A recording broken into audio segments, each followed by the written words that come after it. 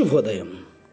Global బెతేనియా Calvary ministry తరపున ఈ పునరుద్ధానేక దినములో మరొక్కసారి మీ అందరితో కూడా కలుసుకుని దేవుని యొక్క పరిశుద్ధమైన మాటలు ధ్యానించడానికి దేవుడు నాకు ఇచ్చిన మధురమైన అవకాశాన్ని బట్టి దేవునికి ప్రత్యేకమైన వందనాలు తెలియజేస్తున్నాను. మీకందరికీ కూడా ఈస్టర్ పండుగ సందర్భంగా శుభాకాంక్షలు తెలియజేస్తూ ఉంటున్నాను.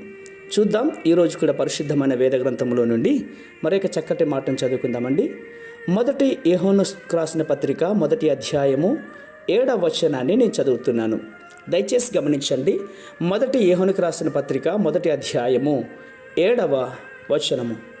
అయితే ఆయన వెలుగులోనున్న ప్రాకారము మనమును వెలుగులో నడిచిన ఎడల మనము అన్యోన్య సహవాసము గలవారమై ఉందుము.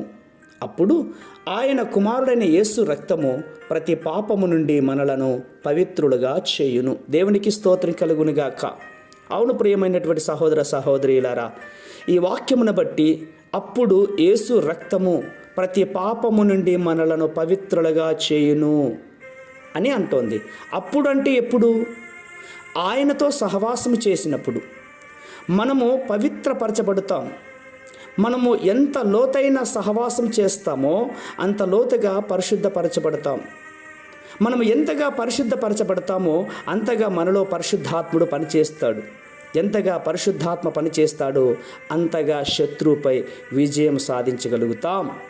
అవును ప్రియమైనటువంటి సహోదర సహోదరులారా, మనం ఎలా ఉన్నాం ఈరోజు? మనలో పరిశుద్ధాత్మ ఎంతగా పనిచేస్తూ ఉంటున్నాడు?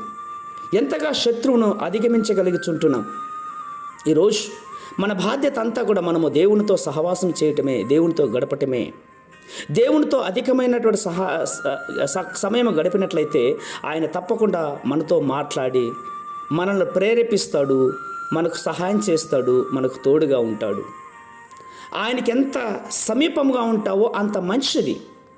విను, సింహము వంటి పరిస్థితులపై విజయం సాధించగలుగుతాం. దేవుని యొక్క వాక్యములో పరిశుద్ధాత్మ పనిచేస్తున్నప్పుడే శత్రువును జయించిన సందర్భాలు అనేకంగా ఉన్నాయి కదా. మనము పరిశుద్ధాత్మలో పనిచేస్తూ ఉంటున్నప్పుడు శత్రుపై తప్పకుండా విజయాన్ని సాధించగలుగుతాం.